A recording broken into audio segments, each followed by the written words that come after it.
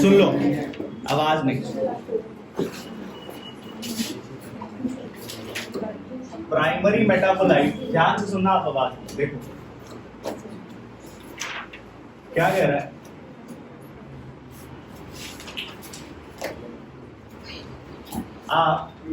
वो और क्या नहीं है।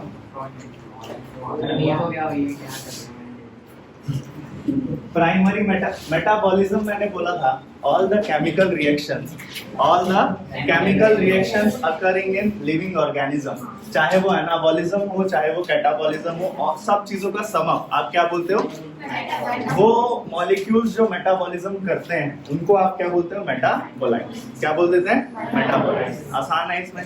इन मेटाबोलाइट्स को मैं दो टाइप में डिवाइड करता हूँ, प्राइमरी मेटाबोलाइट और सेकेंडरी मेटाबोलाइट। देखो, प्राइमरी मेटाबोलाइट सीधी सी बात है, वो हैं जिनका मुझे काम फंक्शन इजीली पता है, जिनका फंक्शन मुझे पता है, ठीक है, फंक्शन मुझे डिफाइंड है कि भाई ये इसका काम है बस, ठीक है। लेकिन जिनका फंक्शन थोड़ा सा डामाडोल है कि भाई नहीं पता चल रहा है क्या फंक्शन है इसका, आज तक डिकोड नहीं हुआ है, उसको मैं क्या बोल दे रहा हूँ? Secondary metabolite. जैसे कि फॉर एग्जांपल मुझे पता है प्रोटीन मेरी बॉडी में क्या करता है, डाइजेशन कैसे चलता है इसका, अमीनो एसिड का क्या काम है, ठीक है, ग्लाइकोजेनेसिस होता है कार्बोहाइड्रेट का या फिर ग्लूकोजेनेसिस होता है, लिपोलाइसिस होता है फैट का या फिर न्यूक्लिक एसिड किस तरह से डीएनए को बनाने में हेल्प करता है। दो तरह के डीएनए होते हैं, दो तरह का न्यूक्लिक एसिड होता है, डीऑक्सीराइबोन्यूक्लिक एसिड और राइबोन्यूक्लिक एसिड। ये सारी बातें मुझे क्लियर है, मतलब these all functions are clear. तो क्योंकि ये सारा फंक्शन क्लियर है अपने को, तो आप क्या बोल देते हो? ये क्या है? Primary metabolite. एग्जांपल आपको बताइए। लेकिन जैसे फॉर एग्जांपल मैं बात करूं मॉर्फिन की, मैं बात करूं कैफीन की, निकोटीन की, ठीक है, और कुछ रबर जो प्लांट से मिलते हैं और कुछ ऑयल जो मुझे प्लांट से मिलते हैं, इनके फंक्शंस मुझे डिफाइन नहीं है। जैसे कि अगर कुछ लोग, कुछ जो साइंटिस्ट रहे हैं, वो बोलते हैं कैफीन जो है, कैफीन कहाँ से मिलता है? लीव्स से मिलता है, फ्रॉम अ प्लांट, ठीक है। एक प्लांट है कोई, मान लो, उसके लीव्स से आप क्या कर रहे हो? कैफीन एक्सट्रैक्ट कर रहे हो, कैफीन मिल रहा है। क्या यूज है फिर उस प्लांट के लिए? हमारे लिए जो यूज है वो उसकी बात नहीं कर रहा, नेस्कैफे की बात नहीं कर रहा है, ठीक है, सीसीडी नहीं, ठीक है। मैं बात कर रहा हूँ यहाँ पे कैफीन की। कैफीन मतलब कि वो जो प्लांट है वो क्यों रिलीज कर रहा है। कुछ साइंटिस्ट ऐसे रहे हैं, रिसर्चर्स ऐसे रहे हैं जो ये बोलते हैं ये कैफीन जो है वो प्लांट अपने प्रोटेक्शन में फ्रॉम क्या प्रीडेटर्स से बचने के लिए कैफीन रिलीज करता है, ठीक है। कुछ ऐसे बोलते हैं कि भाई ये जो है वो मॉस्किटो रिपेलेंट की तरह यूज करता है, तो कंफ्यूजन है। निकोटीन कुछ बोलते हैं कि उससे, आज तक निकोटीन का पता नहीं चला। निकोटीन हम लोग तो यूज करते हैं, ठीक है, सिगरेट्स में, टोबैको में, लेकिन प्लांट के किस काम का है? कुछ बोलते हैं कि मॉस्किटो रिपेलेंट की तरह काम आता है, कुछ बोलते हैं कि ये क्या कार्निवोर्स से बचने के काम आता है, या फिर जो हर्बीवोर्स हैं उनसे बचने के काम आता है। तो ये थोड़ा सा फंक्शंस जो है यहाँ पर क्लियर नहीं है, तो आप इन्हें क्या बोलते हो? Secondary metabolite. एटीपी हम लोग पढ़ चुके थे। प्राइमरी मेटाबोलाइट वो होते हैं जो जिनके फंक्शंस एकदम क्लियर है, यानी कि आप ये भी बोल सकते हो इनका जो यूज होगा वो हमारे लाइफ टाइम में ही ग्रोथ डिटरमाइन करने में, डेवलपमेंट में बहुत, और रिप्रोडक्शन में बहुत इंपॉर्टेंट रोल प्ले करेगा, ठीक है, रिप्रोडक्शन में बहुत इंपॉर्टेंट रोल प्ले करेगा। लेकिन इसमें ऐसा कुछ भी नहीं पता है या है ही नहीं, समझ आया? हम इनको कंज्यूम कर रहे हैं। अब देखो एक बात बताओ, कैफीन कंज्यूम कर रहे हैं, क्या इसका हमारी बॉडी, अगर आप कैफीन नहीं पियोगे तो आपकी ग्रोथ नहीं होगी, ऐसा कुछ है? नहीं है। निकोटीन नहीं पियोगे तो ग्रोथ नहीं होगी, ऐसा कुछ नहीं, ठीक है। पी रहे हैं वो अलग बात है, ठीक है, ठीक है। आगे बढ़ते हैं। आगे कुछ जरूरी मिनरल एसेंशियल, ठीक है, एलिमेंट्स। मैंने ये पहले भी बात बताई हुई है शायद आप लोगों को, जो 17 एलिमेंट्स होते हैं, 17 ऐसे एलिमेंट्स हैं आपके पीरियोडिक टेबल में जो जरूरी हैं किसके लिए? प्लांट्स के लिए, और 24 ऐसे हैं जो एनिमल्स के लिए। अब यहाँ पर कुछ फैक्ट्स आते हैं, जैसे कि सबसे ज्यादा हमारी एक मार्क के क्वेश्चन आप लोगों के आने हैं, तो 1 मार्क का क्वेश्चन के लिए ये फैक्ट्स, ये 6 पॉइंट्स है, ये 6 पॉइंट्स याद रखना, बस 6। सबसे ज्यादा हमारी बॉडी में क्या मिलता है? कैल्शियम। सबसे ज्यादा क्या मिलता है? कैल्शियम। हमारी बॉडी में सबसे ज्यादा अमाउंट, इनेमल की बात करो, बोन्स आर द स्ट्रक्चर जो कि फ्रेमवर्क बना रहे हैं हमारी बॉडी का। तो फ्रेमवर्क जो बना रहा है वो तो पूरी बॉडी में प्रेजेंट है ही, और वो बना किससे है? कैल्शियम से बना है। तो इसका मतलब सबसे ज्यादा हमारी बॉडी में क्या मिलता है? कैल्शियम मिनरल मिलता है। सबसे ज्यादा किसी सेलुलर पूल में क्या मिलता है? वो पूल बनाना बताया था मैंने, वो चूहे को ग्राइंड करके ट्राइक्लोरोएसिटिक एसिड, तो वो उस सेलुलर पूल में सबसे ज्यादा कौन सा मिनरल आयन मिलेगा? पोटेशियम। अच्छा, हमारा एक बॉडी फ्लूइड है जिसको हम क्या बोलते हैं? ब्लड। क्या बोलते हैं? ब्लड। उसमें सबसे ज्यादा क्या मिलता है? सोडियम। सबसे ज्यादा प्रोटीन पूरे लिविंग वर्ल्ड में पाया जाने वाला, सबसे ज्यादा प्रोटीन पूरे लिविंग वर्ल्ड में पाया जाने वाला कौन है? आप बोलते हो रुबिस्को। रुबिस्को की फुल फॉर्म याद रखना, बहुत इंपॉर्टेंट एंजाइम है, ठीक है? राइब्यूलोज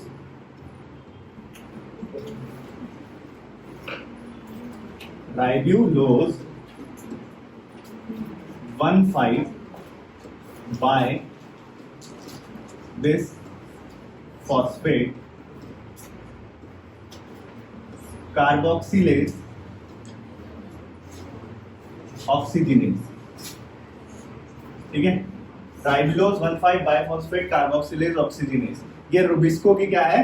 फुल फॉर्म है। ये यानी कि ये कार्बोक्सिलेशन भी कर सकता है और ऑक्सीजनेशन भी कर सकता है, दोनों काम कर सकता है। और सबसे ज्यादा पाया जाने वाला ये एंजाइम है, सबसे ज्यादा, इवन सबसे ज्यादा पाया जाने वाला प्रोटीन भी यही है। किसमें? पूरे लिविंग वर्ल्ड में, ठीक है? पूरे लिविंग वर्ल्ड में। अगर आपसे पूछा जाए, हाँ, राइबोलोज 1,5 बाइफॉस्फेट कार्बोक्सिलेज ऑक्सीजनेज, ठीक है? आर्टिफिशियल सिल्क जिनके कपड़े बनते हैं, और वो सारा क्या है? वो फिब्रिन से बन रहा है, वो सेरीन से बन रहा है। These are amino acid. Most abundant protein जो एनिमल्स में मिलता है, सबसे अबंडेंट प्रोटीन जो किस में मिलता है? एनिमल्स में मिलता है। एनिमल्स में पाए जाने वाला, मैं बात कर रहा हूँ पूरे बायोस्फीयर की, मैं बात कर रहा हूँ जितना भी लिविंग क्रीचर प्रेजेंट है, चाहे वो plant, micro organism, bacteria, virus, कुछ भी है, सबसे ज्यादा पाया जाने वाला प्रोटीन कौन सा है? रुबिस्को। सबसे ज्यादा पाया जाने वाला क्या है? रुबिस्को। लेकिन अगर मैं सिर्फ और सिर्फ प्लांट्स की बात करूं कि या सिर्फ और सिर्फ मैं बात करूं एनिमल्स की, तो एनिमल्स में सबसे ज्यादा पाया जाने वाला प्रोटीन कौन सा है? कोलाजन। ये पढ़ा है आप लोगों ने, है ना? ठीक है, तो यहाँ कुछ बातें प्राइमरी मेटाबोलाइट और सेकेंडरी मेटाबोलाइट की पढ़ लिया है। डीएनए आप पढ़ चुके हो, है ना? बस अब यहाँ से बहुत इंपॉर्टेंट सेक्शन शुरू होता है, वो क्या है? एंजाइम, ठीक है? एंजाइम के बारे में कुछ कुछ बातें हम लोग पढ़ चुके थे। जैसे पहली बात कि एंजाइम जो है वो यूज होता है किस चीज में? रेट ऑफ रिएक्शन को बढ़ा देना। एंजाइम का काम क्या है? रेट ऑफ रिएक्शन को बढ़ाना। अब ये रेट ऑफ रिएक्शन कितने टाइम्स बढ़ा देता है? रेट ऑफ रिएक्शन ये बढ़ा देता है मिलियन टाइम्स, है ना? मिलियन टाइम्स ये इंक्रीज कर देता है रेट ऑफ रिएक्शन को। जैसे हमने वो एक एग्जांपल देखा था, जब मैं कार्बन डाइऑक्साइड को वाटर के साथ में रिएक्ट कराता हूँ, क्या बनता है? Carbonic acid. क्या है ये? कार्बोनिक एसिड है। और ये कार्बोनिक एसिड के कितने मॉलिक्यूल्स बनते हैं विदाउट एंजाइम? 200 मॉलिक्यूल्स। लेकिन एंजाइम का यूज करते हैं तो 6 लाख मॉलिक्यूल्स पर सेकंड। तो कौन सा एंजाइम यूज किया हमने? Carbonic anhydrase. याद करना, which is the fastest enzyme in this world. Again very important question, which is the fastest enzyme in the world, ठीक है? अच्छा, और कुछ कहानी कहाँ से शुरू होती है एंजाइम्स की? लुइस पास्चर से। Louis Pasteur was great scientist, ठीक है, जिसके नाम पर आज इटली में एक वो पूरा का पूरा यूनिवर्सिटी है, पास्चर यूनिवर्सिटी, ठीक है? तो पास्चर यूनिवर्सिटी, जिसे आप क्या पास्चर यूनिवर्सिटी या लुइस पास्चर के नाम पर पढ़ा। और Louis Pasteur was the one जिसने एंजाइम, ये और जितने भी, एक बात हमेशा याद रखना, जितनी भी डिस्कवरीज होती हैं या इतिहास में जितनी भी डिस्कवरीज हुई हैं, वो सारी एक्सीडेंटल है। वो सारी क्या है? डिस्कवरीज हमेशा एक्सीडेंटल होती हैं, इन्वेंशन हमेशा इंटेंशनल होते हैं, ठीक है? ये बात समझ पा रहे हो आप? डिस्कवरीज तो एक्सीडेंटल ही होती हैं, ठीक है? न्यूटन ने जानबूझ के थोड़ी सेब गिराया था, ठीक है? तो ये याद रखना, लुइस पास्चर कॉल्ड फर्मेंट्स। उसे कुछ ऐसी चीजें मिली, या इवन आप बात करते हो ना एंटीबायोटिक्स की, penicillin was the first antibiotic, उसकी भी डिस्कवरी बहुत ज्यादा एक्सीडेंटल थी। वो पता कुछ और करने जाते हैं, पता कुछ और चल जाता है ना? यही कहानी है। लुइस पास्चर कॉल्ड इट फर्मेंट्स, ठीक है? जिसने रेट ऑफ रिएक्शन को फास्ट कर दिया, पता चला, और नाम क्या दिया? फर्मेंट्स। एडवर्ड बचनर ने इसको आइसोलेट किया यीस्ट से, और फिर एक नाम दिया इसको ज़ाइमेज कॉम्प्लेक्स। यीस्ट से आइसोलेट किया था, ध्यान रखना। फिर ये जो टर्म एंजाइम है, ये टर्म एंजाइम फाइनली लेकर आते हैं कौन? कूने। साइंटिस्ट का क्या नाम है? कूने। कूने एडवर्ड बचनर और Louis Pasteur. Louis Pasteur ferment, Edward Buchner zymase complex और कुरने एंजाइम। बस ये बात याद रखना। आगे नेक्स्ट क्या कहता है आगे, एंजाइम काम कैसे करता है, मैकेनिज्म ऑफ एंजाइम एक्शन। कोई भी एंजाइम काम कैसे करता है, सबसे पहले ये याद रखना, एंजाइम के पास क्या रहता है, एक एक्टिव साइट होता है।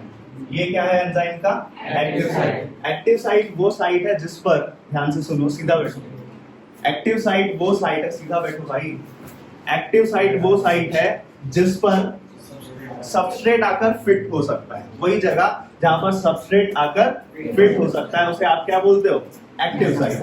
ठीक है, यहाँ एक्टिव, यहाँ पर कौन आकर बाइंड करेगा, सबस्ट्रेट आकर बाइंड करेगा और एक कॉम्प्लेक्स बनाएगा जिसे आप बोलते हो एंजाइम सबस्ट्रेट कॉम्प्लेक्स। क्या बोल देते हैं, एंजाइम सबस्ट्रेट कॉम्प्लेक्स। यहाँ पर सबस्ट्रेट के तौर पर कौन आया है, नाइट्रोजन। कौन आया है, नाइट्रोजन। वो जाकर फिट हो गया, वो जाकर फिट हो गया और एक कॉम्प्लेक्स बना दिया। फिर ये रिडक्शन करना चालू करता है और फाइनली आपको देखते देखते पता चलता है रिडक्शन होते होते, एक बार रिडक्शन हुआ, दो, और रिडक्शन जितनी बार होगा उतनी बार हाइड्रोजन ऐड होगा, है ना, 2HN 2HN 2HN और फाइनली ये क्या बन जाता है, अमोनिया।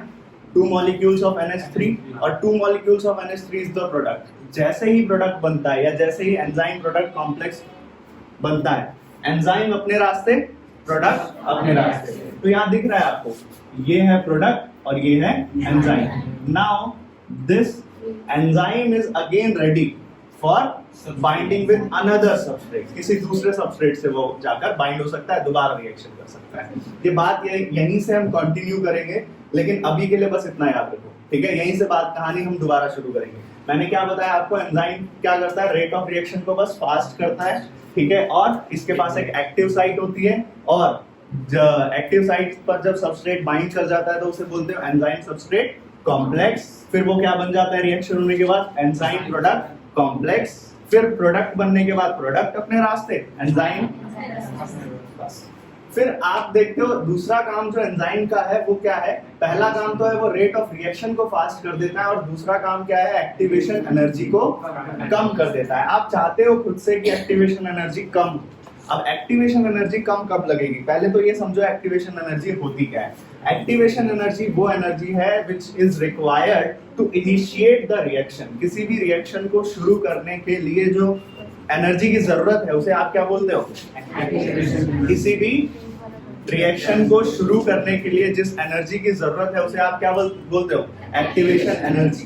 तो आपको यहाँ पर क्लियरली दिखता है कि भाई जब मैं एंजाइम का यूज करता हूं, ये क्या है, प्रोग्रेस ऑफ द रिएक्शन, यहाँ पर आकर प्रोडक्ट बनेगा, ये क्या है, वो एनर्जी, ठीक है। और यहाँ पर आप देख रहे हो यहाँ से सबस्ट्रेट लगना चालू हो रहा है, ठीक है। तो आप देख रहे हो ये ट्रांजिशन स्टेट है। ये ट्रांजिशन स्टेट का मतलब क्या है, अभी फाइनल प्रोडक्ट बना नहीं है। लेकिन एक चीज आपको समझ आनी चाहिए यहाँ पर, जैसे ही मैं एंजाइम का यूज करता हूँ मुझे सिर्फ और सिर्फ इतना ही क्या लगाना पड़ता है, एनर्जी। बहुत कम एक्टिवेशन एनर्जी की जरूरत पड़ रही है, लेकिन अगर मैं एंजाइम यूज नहीं कर रहा हूं तो बहुत ज्यादा एक्टिवेशन एनर्जी की जरूरत पड़ रही है। यही ये बताता है। और ये ग्राफ इंपॉर्टेंट भी इसलिए है क्योंकि आपको क्या, मैंने हमेशा बोला है एनसीईआरटी के डायग्राम ना बहुत ज्यादा इजी होते हैं आपके लिए। क्यों? क्योंकि जो सीबीएसई के जो भी एग्जामिनर्स हैं या जो क्वेश्चन पेपर्स बनाते हैं, ठीक है, वो थोड़ा सा आलसी है। क्यों? ये बात समझो, ठीक है। आलसी क्यों है? क्योंकि वो जब डायग्राम्स को बनाते हैं या तुम लोगों के पेपर्स में देते हैं, वो डायग्राम चेंज नहीं करते हैं। डायग्राम चेंज नहीं करने का मतलब ये है कि वो इवन एरो भी चेंज नहीं करते हैं। अगर तुमने किसी पेपर में आज तक कभी देखा हो, चाहे नीट का पेपर भी देखा हो, तो नीट के पेपर में अगर एनसीईआरटी में एरो यहाँ पर है ना, तो आपके एग्जाम में भी एरो यहाँ पर होगा। बस वो क्या करेंगे, इस चीज को डिलीट कर देंगे, ये डिलीट कर देंगे, ये डिलीट कर देंगे और आपसे ये पूछेंगे ये क्या है, ये क्या है, ये क्या है। ऐसे क्वेश्चन देखे हैं क्या? वो एरो भी चेंज करते हैं? नहीं। समझ आया? वो इसके पीछे रीजन भी है। रीजन ये है कि पहली बात तो एनसीईआरटी से डायग्राम पूछा जाना चाहिए एग्जैक्टली, तो इसलिए वो एरो भी चेंज नहीं करते हैं। वो जरा सा एरो का ऊपर नीचे भी नहीं करेंगे, याद रखो, ठीक है। आगे बढ़ो। तो role of enzyme in enhancement of rate of reaction क्या है? वो डिक्रीज कर देगा एक्टिवेशन एनर्जी को। एनर्जी को क्या कर देगा? Decrease. Chemical nature of enzyme क्या कहता है? देखो, दो तरह के एंजाइम है, ठीक है, बात कर रहे हैं जब केमिकल नेचर ऑफ एंजाइम की, तो दो तरह के एंजाइम देखेंगे हम। एक तो सिंपल प्रोटीन, एक तो सिंपल एंजाइम, सिंपल प्रोटीन का बना हो जो कि सिंपल प्रोटीन है, और दूसरा कॉन्जुगेटेड। किसी को भी सिंपल कब बोलते हो? जब आपको पता है सारे के सारे एंजाइम्स क्या होते हैं, प्रोटीन के बने होते हैं। सारे के सारे एंजाइम्स क्या होते हैं? कुछ ऐसे भी होते हैं जो नहीं प्रोटीन के नहीं बने होते हैं, न्यूक्लिक एसिड के बने होते हैं, उनको बोलते हो आप राइबोजाइम। उनको क्या बोलते हैं? वरना ज्यादातर जो आपके एंजाइम्स होते हैं वो किसके बने होते हैं? अगर नहीं बने तो राइबोजाइम, न्यूक्लिक एसिड के बने हैं तो राइबोजाइम। अब एक बात सुनो, सिंपल प्रोटीन या सिंपल एंजाइम लिख दो, ठीक है, सिंपल एंजाइम और कॉन्जुगेटेड एंजाइम। अगर सिर्फ और सिर्फ एंजाइम जो है वो प्रोटीन का मिलकर बना हुआ है तो हम उसे क्या बोलेंगे? Simple enzyme. लेकिन प्रोटीन के अलावा देखो क्या है, एक non protein structure is also there to make the structure of enzyme. Enzyme का स्ट्रक्चर बनाने के लिए कोई प्रोटीन तो है ही है, लेकिन प्रोटीन के अलावा भी एक ऐसा स्ट्रक्चर है जो इन्वॉल्व है क्या बनाने में? एंजाइम बनाने में। तो आप ऐसे एंजाइम को क्या बोलोगे? वही सेम कॉन्सेप्ट है जो हम लिपिड में लगाते आ रहे हैं और सैकराइड में लगाते आ रहे हैं। मैंने लिपिड कॉन्जुगेटेड प्रोटीन पढ़ा है आपको, उसमें भी प्रोटीन के अलावा कुछ और चीज थी, फोस्फोलिपिड, है ना, याद आया? फोस्फोलिपिड, स्फिंजोलिपिड, हाँ ठीक है। ग्लाइकोलिपिड्स है, उसमें क्या है कि ग्लाइकोजन मिला है लिपिड से, तो पूरा लिपिड तो नहीं है, तो वो कॉन्जुगेटेड लिपिड है, ठीक है। तो ऐसे यहाँ पर जो प्रोटीन वाला पार्ट होता है, उस प्रोटीन वाले पार्ट को क्या बोलते हो आप? Apo enzyme. मैंने बोला यहाँ तक तो बात खत्म है। देखो सिंपल एंजाइम वो है जो सिर्फ और सिर्फ किससे मिलकर बना है? प्रोटीन से मिलकर। एग्जांपल क्या है? पेप्सिन सुना होगा आपने, स्टमक में प्रेजेंट होता है। ट्रिप्सिन सुना होगा आपने, जो क्या हेल्प करता है? जो हेल्प करता है इन डाइजेशन ऑफ प्रोटीन। किसमें हेल्प करता है ये?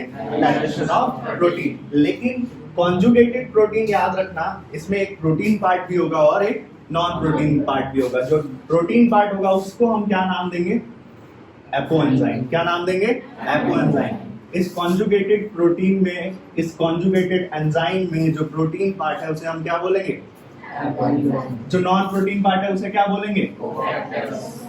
ठीक है, याद रखना कि इस नॉन प्रोटीन की जरूरत क्यों है? क्योंकि ये जो प्रोटीन पार्ट है, कॉन्जुगेटेड एंजाइम में जो प्रोटीन पार्ट है, जिसे मैं क्या बोलता हूं?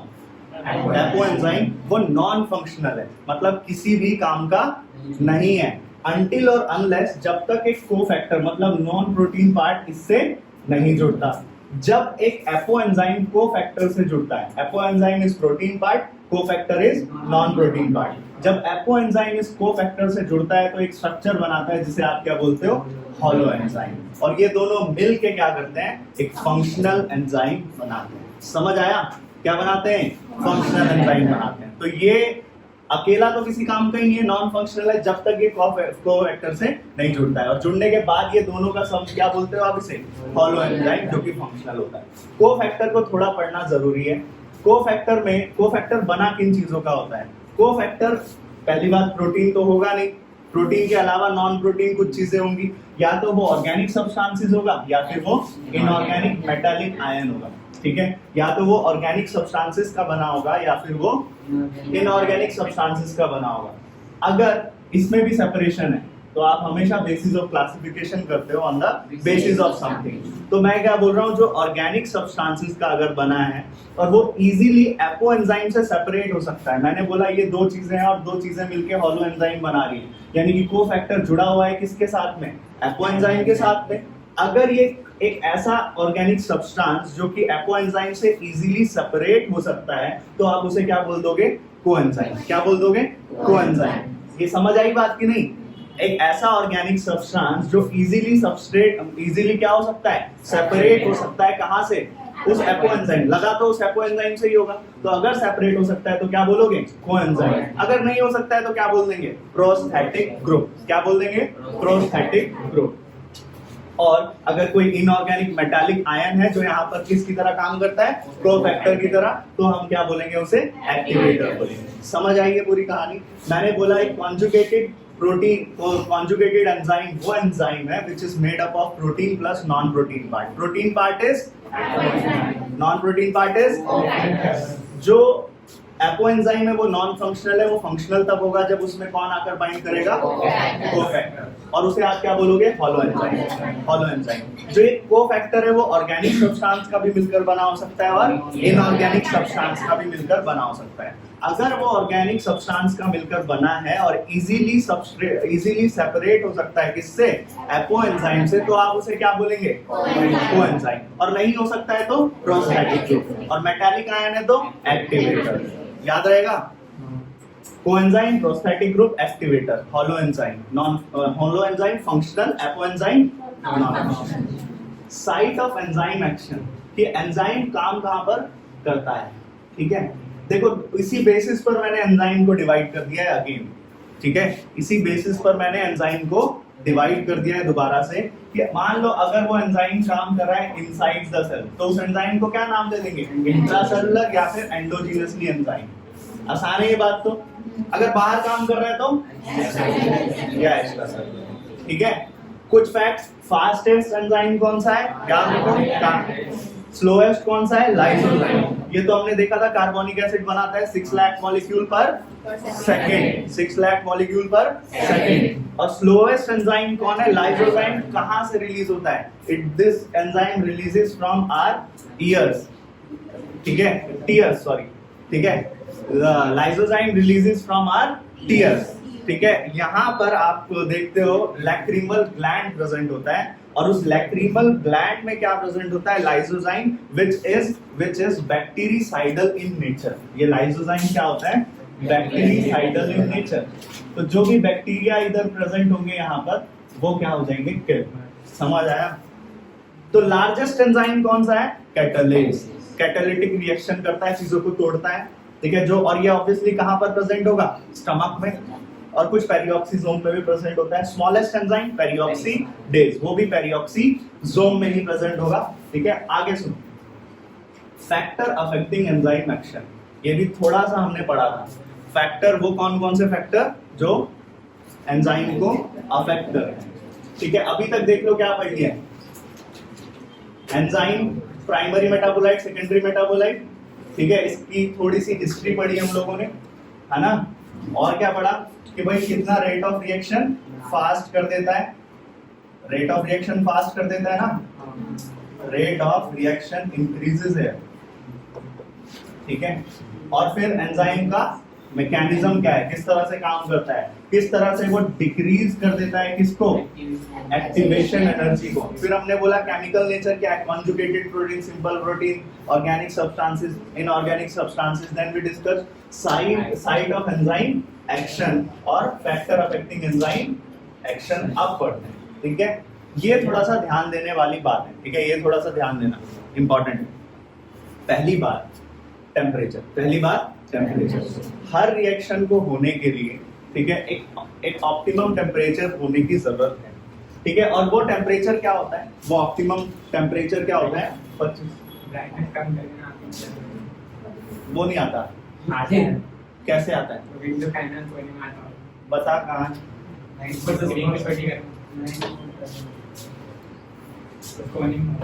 तुम तो पीछे बैठे हो यार, कैसे करना है बता।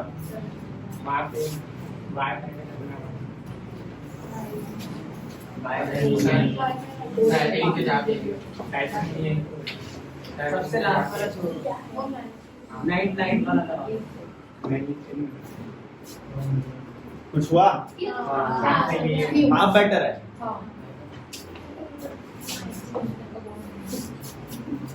ठीक है। सुन लो, टेम्परेचर, किसी भी रिएक्शन को होने के लिए एक ऑप्टिमम टेम्परेचर की जरूरत है, ये बात मानते हो आप। और वो टेम्परेचर क्या होता है, 25 डिग्री, ज्यादातर वो टेम्परेचर क्या होता है, 25 डिग्री सेल्सियस से 40 डिग्री सेल्सियस। देखो यहाँ पर ऑप्टिमम, मिनिमल और मैक्सिमम थोड़ा सा समझ लो, ये केमिस्ट्री में भी काम आएगा आपको, कि क्या मतलब होता है जब कभी बायो में किसी रिएक्शन में कहा जाता है मिनिमम टेम्परेचर, क्या मतलब होता है ऑप्टिमम टेम्परेचर का, और क्या मतलब होता है मैक्सिमम टेम्परेचर का। मिनिमम टेम्परेचर वो होता है कि जिसके बिलो रिएक्शन नहीं होगी, किसी भी सूरत में नहीं होगी, मिनिमम टेम्परेचर वो है, ठीक है। ऑप्टिमम टेम्परेचर वो है कि जो कि वो मैक्सिमम टेम्परेचर है जिस पर रिएक्शन हो सकता है, वो मैक्सिमम टेम्परेचर जिस पर वो रिएक्शन हो सकता है उसको आप बोलते हो ऑप्टिमम टेम्परेचर। और मैक्सिमम टेम्परेचर वो है जिसके बाहर, जिसके अबव रिएक्शन नहीं होगी। तो यही कहा है, below which enzyme won't work minimum, optimum temperature और at which enzymatic activity will be maximum. वो टेम्परेचर जिस पर एंजाइमेटिक एक्टिविटी, एंजाइमेटिक रिएक्शन की जो एक्टिविटी है वो सबसे मैक्सिमम होगी, सबसे फास्ट होगी, उसे आप क्या बोलोगे? ऑप्टिमम। मैक्सिमम जिसके बाहर काम नहीं करेगा एंजाइम। तो ये दोनों तो आसान है, ये याद रखना, इस पर ही सबसे ज्यादा। हमारी बॉडी का जो टेम्परेचर होता है, हमारी बॉडी का जो टेम्परेचर होता है वो होता है 37 डिग्री सेल्सियस। क्या वो ऑप्टिमम टेम्परेचर है हमारी बॉडी का? नहीं, याद रखना। हमारी बॉडी का टेम्परेचर जो 37 डिग्री सेल्सियस है वो हमारी बॉडी का ऑप्टिमम टेम्परेचर नहीं है। वो ऑप्टिमम, ये बहुत इंपॉर्टेंट बात है, वो ऑप्टिमम टेम्परेचर से हम लोग हमेशा जब नॉर्मल स्टेट पर रहते हैं, जैसे अभी हैं हम लोग, अगर हमको बुखार नहीं हुआ है तो हम लोग हमेशा ऑप्टिमम टेम्परेचर से थोड़ा कम टेम्परेचर पर रहते हैं। ये बात समझ आई? हम लोग हमेशा ऑप्टिमम टेम्परेचर से थोड़ा कम टेम्परेचर पर रहते हैं। क्यों? क्योंकि हमारी बॉडी जब किसी ऐसे एंजाइमेटिक रिएक्शन में होगी जब हमें जरूरत पड़ेगी कि भाई अब हमें ज्यादा काम करना है, यानी कि इनडायरेक्टली मैं यही कहना चाह रहा हूँ कि बाहर से कोई पैथोजन आएगा, बाहर से कोई वायरस बैक्टीरिया आएगा, तब क्या होगा? तब आपकी बॉडी का एंजाइमेटिक रिएक्शन फास्ट होना चाहिए, बढ़ जाना चाहिए। अभी आप उतना नहीं कर रहे हो, है ना? तो जब आपकी बॉडी ऑप्टिमल टेम्परेचर पे कब होती है? जब आपका enzymatic reaction, enzymatic rate of reaction सबसे हाई होता है। और वो हाई तब होता है जब आपको फीवर आ रहा होता है। इसी वजह से देखते हो जो फीवर वाला टेम्परेचर होता है वो ज्यादा हाई नहीं होता, थोड़ा सा ही हाई होता है, लेकिन वो ऑप्टिमल टेम्परेचर होता है। समझ आया? तो देखो, अगर मैं इसको ग्राफ में समझाना चाहूँ तो यहाँ कहीं है वो मिनिमम टेम्परेचर, यहाँ कहीं है वो मैक्सिमम टेम्परेचर। अगर ये क्या बता रहा है? ये इधर ये वाली लाइन एक्स एक्सिस पर जो है वो क्या बताती है? और ये एंजाइमेटिक रिएक्शन को। तो आप देख रहे हो कि यहाँ पर अगर कोई मिनिमम टेम्परेचर है तो इसके बिलो तो कोई रिएक्शन होगी नहीं, यहाँ अगर मैक्सिमम है इसके आगे तो कोई हो ही नहीं। और सबसे ज्यादा जो रिएक्शन जो है एंजाइमेटिक एक्शन वो किस टेम्परेचर पर हो रहा है? ऑप्टिमम टेम्परेचर पर हो रहा है, ठीक है। लेकिन हमारी बॉडी कहाँ लाई कर रही है? थोड़ा सा कम, ऑप्टिमल टेम्परेचर से थोड़ा सा पीछे। यानी कि हमारी बॉडी का जो टेम्परेचर है उसको हम ऑप्टिमम टेम्परेचर नहीं बोलते हैं, क्या बोलते हैं उसको? हम सब ऑप्टिमम बॉडी टेम्परेचर। ये बात समझ आई सभी को? ठीक है, ऑप्टिमम, मिनिमम और मैक्सिमम।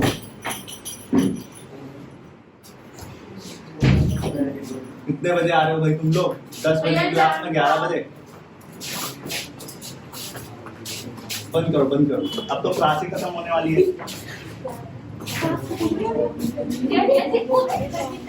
मजाक करो, क्या बात कर रहे हैं भाई? सुनो, हो गया सुनो। तो मैंने आपको बताया टेम्परेचर, फैक्टर अफेक्टिंग, सुन लो, फैक्टर अफेक्टिंग एंजाइमेटिक एक्शन। पहला क्या था? टेम्परेचर वो है यानी कि 25 to 40 डिग्री सेल्सियस। तीन तरह का कार्डिनल पॉइंट्स बोलते हैं जिसको, ठीक है। 25 to 40 डिग्री सेल्सियस तक का ये जो टेम्परेचर होगा, ठीक है, उस पर सारे हमारे जो है ये नॉर्मल एवरेज टेम्परेचर रहता है जिस पर हमारे सारे रिएक्शन चलते हैं, ठीक है। इसलिए बोलते हो ना 25 से 40 तक का जो टेम्परेचर है वो सहनीय बात है, लेकिन उसके बाद अगर गर्मी बढ़ जाती है 40-45 होने लगते हैं, फिर बोलते हैं एसी चला दो, है ना। 25 से कम हो गया या मान लो 22 पे, एसी कितने में चलाते हो आप? 22 पे चलाते हो, ठीक है। जो 22 का एसी है वो सबसे सुखद एसी है। क्यों? क्योंकि उस पे आपको उसके गर्मी भी नहीं लगती, ठीक है, और उस पे ऐसा भी नहीं है कि ओढ़ना पड़ जाए, तो वो बहुत मीठी सी नींद आती है उसमें, समझ रहे हो? तो सबसे बेस्ट एसी है। तो क्या कह रहा है? 25 डिग्री सेल्सियस से 40 डिग्री सेल्सियस मिनिमम टेम्परेचर वो है जिसके बिलो कोई भी एंजाइम काम नहीं करेगा। मैक्सिमम टेम्परेचर वो है जिसके अबव कोई भी टेम्परेचर कोई भी एंजाइम काम नहीं करेगा। और ऑप्टिमम वो है कि जिस पर सबसे ज्यादा मैक्सिमम, सबसे ज्यादा एंजाइमेटिक एक्टिविटी होगी, या सबसे ज्यादा रेट ऑफ रिएक्शन होगा, या एंजाइमेटिक एक्टिविटी सबसे मैक्सिमम होगी, उसे आप क्या बोलोगे? Optimum temperature. क्या हमारी बॉडी इसका मतलब ऑप्टिमम टेम्परेचर पर काम कर रही है? नहीं, सब ऑप्टिमल पर काम कर रही है। ऑप्टिमम टेम्परेचर पर कब काम करेगी? फीवर आएगा, जब हमको फीवर आएगा, जब हमको ऐसा लगेगा कि भाई कोई पैथोजन बाहर से आ गया और अब हमारे एंजाइम, हमारे बॉडी को क्या करना चाहिए? सबसे फास्ट काम करना चाहिए, ठीक है। इसी वजह से यही रीजन है। एक बात बताओ, आपसे शायद 10th का क्वेश्चन है, आपसे पूछा जाता है कि एक ऐसा पर्सन जिसको फीवर आ रहा है, एक ऐसा पर्सन जो किसी डिजीज से अफेक्टेड है, ठीक है, तो उसका आरबीसी अमाउंट, उसका RBC WBC amount, sorry, white blood cell का अमाउंट ज्यादा होगा, ठीक है, व्हाइट ब्लड सेल काउंट जो है वो उसका ज्यादा होगा या हमारा ज्यादा होगा? क्यों? क्योंकि उसकी बॉडी में WBCs की ज्यादा जरूरत है, वो ज्यादा फाइट कर रहे होंगे, तो हमारी बॉडी में अभी नॉर्मल है, ठीक है, समझ आया? 7000 से 10,000, this is the normal value, ठीक है। आगे सुनो, विद इंक्रीज इन टेम्परेचर, आप देखते हो, अगर मैं इस ग्राफ को समझो, ये एनसीईआरटी में भी ग्राफ दिया हुआ है ना, ये इंपॉर्टेंट है मतलब। तो विद इंक्रीज इन टेम्परेचर, ये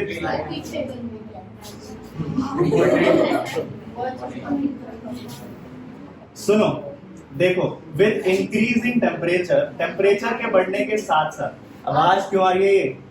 विद इंक्रीज इन टेम्परेचर क्या हुआ?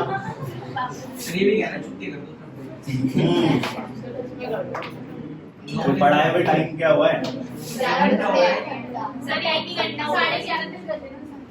सुन लो, मैंने बोला है सिर्फ एक टॉपिक पढ़ाना है, मुझे एंजाइम को शांति से पढ़ाना चाहिए। देखो, मैंने क्या बोला? बंद कर लो भाई, साइलेंट करो फोन अपने। क्या कहा है? ध्यान से, जब मैं कोई भी टेम्परेचर बढ़ाता हूं, सुन लो, टेम्परेचर बढ़ाने से क्या एंजाइमेटिक एक्टिविटी बढ़ती है? हाँ, देखो, टेम्परेचर इधर बढ़ा रहे हैं तो एंजाइमेटिक एक्टिविटी बढ़ रही है ना। सबसे मैक्सिमम कब होगी? ऑप्टिमल टेम्परेचर पे। लेकिन अप टू अ पॉइंट, यही कह रहा है, with increase in temperature the enzymatic activity first increases, पहले तो इंक्रीज करती है और उसके बाद डिक्रीज करने लगती है ना। एक उसके बाद, समझ आया? मैक्सिमम की तरफ अगर वो जाने लगेगा, ऑप्टिमम के बियॉन्ड वो जाने लगेगा, तो फिर तो डिक्रीज ही करेगी enzymatic activity. At high temperature, reason क्या है? बहुत ज्यादा हाई टेम्परेचर पर एंजाइम खराब हो जाते हैं, डीनेचुरेशन होने लगता है उनका, ठीक है। और लो टेम्परेचर पर तो एंजाइम काम ही नहीं करता है। तो ये याद रखना, क्या डीनेचुरेशन बताया तो एंजाइम का खराब होना, एंजाइम की एक ऐसी स्टेट आ जाना where enzyme is just wasted, ठीक है, बाइंड नहीं करेगा, वो शेप अलग हो जाएगा। अभी मैं बताऊंगा, आऊंगा उस पर। With increase in temperature the enzymatic activity first increases then decreases, maximum at optimum temperature, at high temperature enzyme get denaturation हो जाएगा। और लो टेम्परेचर, याद रखना, लो टेम्परेचर पर तो एंजाइम एक्टिवेट ही नहीं हुआ, तो लो टेम्परेचर से एंजाइम इनएक्टिवेटेड रहता है और हाई टेम्परेचर से डीनेचर हो जाता है। लेकिन एक हमारे पास बहुत इंपॉर्टेंट एंजाइम है और हमारे लिए काम का है, वो किसी के लिए काम का हो या ना हो, ठीक है। बायोटेक्नोलॉजी जब आप रिसर्चेस करते हो तो उसमें याद रखना, एक एंजाइम जो है वो बहुत काम का है और उसका नाम क्या है? Thermos aquaticus. जो बैक्टीरिया है, बैक्टीरिया थर्मस एक्वाटिकस से निकालते हैं ये एंजाइम हम। उस एंजाइम का नाम है डीएनए टैग पॉलीमरेज। क्या नाम है उसका? DNA tag polymerase. ये थर्मोस्टेबल एंजाइम है। ये क्या है?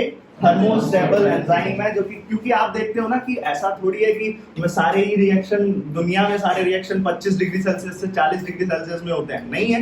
कैसे? एग्जाम्पल आपने पढ़ा होगा, थर्मोएसिडोफिल्स।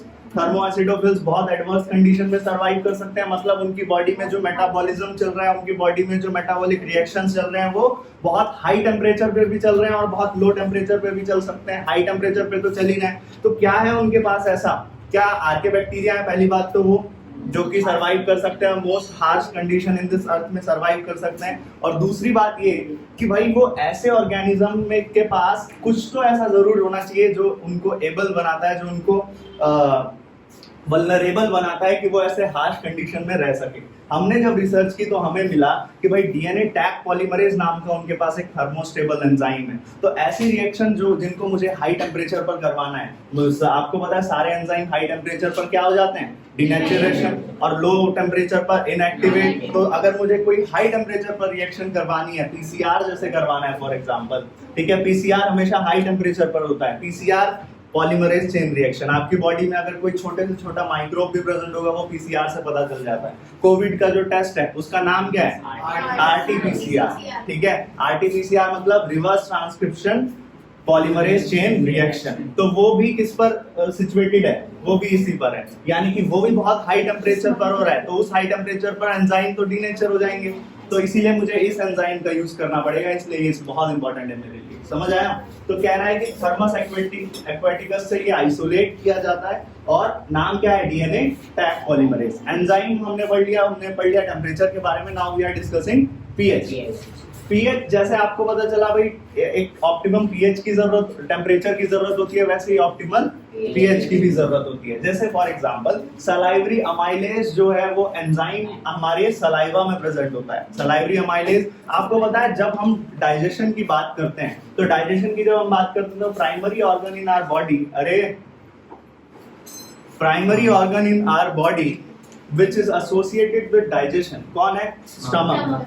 स्टमक का काम है हमारी बॉडी में डाइजेशन करना, लेकिन सिर्फ स्टमक में डाइजेशन नहीं होता है, even digestion starts from the buccal cavity. Digestion कहाँ से शुरू हो जाता है, बकल कैविटी से शुरू हो जाता है। यानी कि जब आप बात करते हो माउथ में स्टार्च जो है वो माल्टोज में कन्वर्ट होने लग जाता है, पॉलीसेक्राइड डाइसेक्राइड में कन्वर्ट होता है, यानी कि माउथ बकल कैविटी से ही डाइजेशन शुरू हो गया है। कोई एंजाइम जरूर होगा, एंजाइम का नाम क्या है, सलाइवरी अमाइलेज। कहाँ मिलता है, सलाइवा में। तो उस एंजाइम को काम करने के लिए ऑप्टिमम पीएच क्या है, फिर 6.8 फिक्स है, ठीक है। और हमेशा याद रखना ये अलग अलग एंजाइम जो है, अलग अलग एंजाइम का अलग अलग ऑप्टिमम पीएच होता है। इसी वजह से यही रीजन है क्योंकि अलग अलग एंजाइम का अलग अलग क्या होता है, और हर रिएक्शन में अलग एंजाइम काम कर रहा है ना, तो इसीलिए कभी आप ऐसा नहीं बोलते हो कि हमारी बॉडी का पीएच ये है। कभी आपने ऐसा सुना है कि हमारी बॉडी का पीएच 7 है? हो ही नहीं सकता। क्यों? क्योंकि हमारी बॉडी में माउथ में जो रिएक्शन चल रही है उसका पीएच कितना है, 6.8। स्टमक में जो रिएक्शन चल रही है उसका पीएच कितना है, 1.2। तो ऐसा हो सकता है कि कोई भी आप जनरल बोल दो कि हमारी बॉडी का पीएच ये है, नहीं। आप बोलते हो हमारे जो ब्लड का जो पीएच है वो ये है। एसिड जो है वहां पर ये देखो स्टमक में 1.2 टू 1.8 का पीएच पर ये काम कर रही है। रीजन आपको पता होगा कैसे हमारी स्टमक की वॉल बचती है इस HCl से, है ना। पेप्सिन का काम क्या है, पेप्सिन का काम है प्रोटीन का डाइजेशन करना। वो प्रोटीन के जो बड़े बड़े मॉलिक्यूल है उनको डाइपेप्टाइड्स में कन्वर्ट कर देता है, कौन, पेप्सिन। फिर trypsin is another enzyme which is also associated with digestion, लेकिन उसका काम क्या है, कब किस पीएच पर है सिचुएटेड, वो 8 मतलब बेसिक 8.62, और कहां पर है वो, इंटेस्टाइन में, ठीक है। तो ये याद रखना different enzyme have different optimum pH. Her enzyme का अपना अलग ऑप्टिमम पीएच होता है जिसको हम नाम देते हैं पीएच ऑप्टिमा, और सभी एंजाइम का एक सेम टेम्परेचर होता है, जिससे आप सेम टेम्परेचर होता है ना। इसी वजह से आप बोलते हो बॉडी का टेम्परेचर ये है। सभी एंजाइम का अलग अलग एंजाइम का सभी एंजाइम का एक ही क्या होता है, टेम्परेचर होता है, कॉमन टेम्परेचर, जिसे आप क्या बोलते हो, टेम्परेचर ऑप्टिमा। लेकिन सभी एंजाइम का क्या सेम पीएच होता है, नहीं, अलग पीएच होता है, जिसे आप क्या बोलते हो, pH optima. Concentration of substrate, तीसरी बात जो अफेक्ट करती है, तीसरा फैक्टर जो अफेक्ट करता है। पहला फैक्टर कौन सा अफेक्ट करता है, दूसरा, तीसरा कंसंट्रेशन ऑफ सबस्ट्रेट, ठीक है, कंसंट्रेशन ऑफ सबस्ट्रेट, ठीक है। एंजाइम के पास ना बहुत सारी एक्टिव साइट्स होती हैं, आपको पता चला अभी जो हमने एंजाइम पढ़ा था उसके पास 2 एक्टिव साइट थी, जहां पर 2 नाइट्रोजन आकर फिट हो गया। तो मान लो मैं बोल रहा हूँ एंजाइम के पास कितनी एक्टिव साइट है, 1000। ध्यान से सुनना ये बात, एंजाइम के पास कितनी एक्टिव साइट्स हैं, 1000। और सबस्ट्रेट के पास सबस्ट्रेट कितने हैं, मान लो सबस्ट्रेट है अभी 500, अगर मैं 600 सबस्ट्रेट बढ़ा देता हूं तो क्या, और 1000 ही क्या है, एक्टिव साइट तो 1000 ही रहेंगे, तो क्या रेट ऑफ रिएक्शन बढ़ेगा, हाँ। 700 कर दूं तो, 800 कर दूं तो,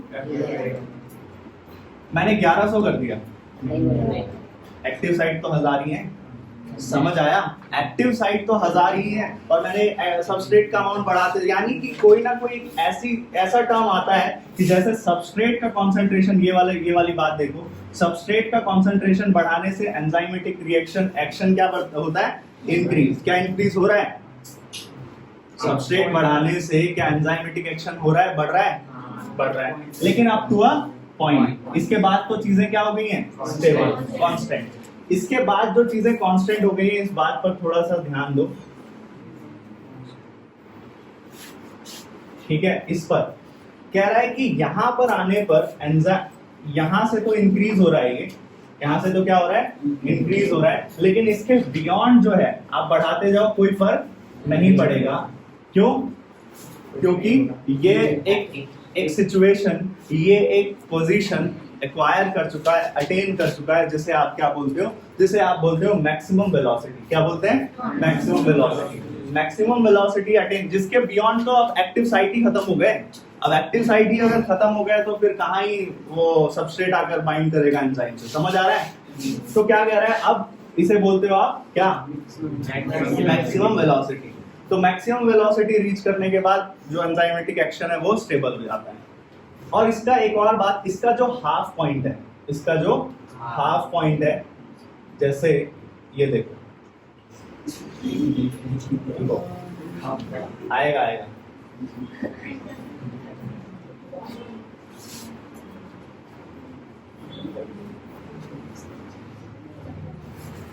सुनो क्या कह रहा है? ये तो हो गया मैक्सिमम, लेकिन इसके ठीक हाफ, उसे आप क्या बोलोगे? हाफ मैक्सिमम वेलोसिटी, है ना? उसे क्या बोलोगे? Half V max. क्या बोलेंगे आप इसे? Half V max. ठीक है, ये हाफ वी मैक्स एक साइंटिस्ट ने बताया था जिसका नाम था मैकाइलिस। क्या नाम था? मैकाइलिस। तो इसी वजह से हम इसको क्या बोलते हैं? ठीक है, और उसको लिखते कैसे हैं? ठीक है, हाफ वी मैक्स मतलब जैसे ये है, ये वाला पॉइंट है जहां पर वेलोसिटी जो है वो मैक्सिमम है, इसका ठीक हाफ अमाउंट, इसका ठीक हाफ अमाउंट मतलब ये 2 है, तो इसका हाफ अमाउंट कहाँ होगा? यहाँ होगा, यहाँ कहीं होगा, समझ रहे हो? तो इसका काम मैं बता रहा हूँ, इस पर ये इसका काम होता है एंजाइम एफिनिटी पता करने के लिए। जैसे अब आपसे क्वेश्चन पूछा जाएगा, नीट का क्वेश्चन है ये, कि अच्छा मैक्सिमम वेलोसिटी में क्या होगा? मैक्सिमम वेलोसिटी में आपको पता है सारे एक्टिव साइट क्या हो चुके हैं? ऑक्यूपाई हो चुके हैं, फिल हो चुके हैं, यानी कि जो हाफ मैक्सिमम वेलोसिटी है, यानी कि जो मैकाइलिस कांस्टेंट है, उस पर तो आधे एक्टिव साइट क्या होंगे? आधे खाली होंगे, आधे भरे हुए होंगे। ये बात समझ रहे हो आप, है ना? और ये कोई एंजाइम, ये बात ध्यान से समझना, कोई एंजाइम जिसके हाफ जो एक्टिव साइट है वो जल्दी फिल हो जाता है, उतनी ही जल्दी उसका फुल भी फिल होगा, तो उसका एंजाइम एफिनिटी क्या होगा? हाई होगा। वेरी गुड, उसका एंजाइम एफिनिटी क्या होगा? हाई।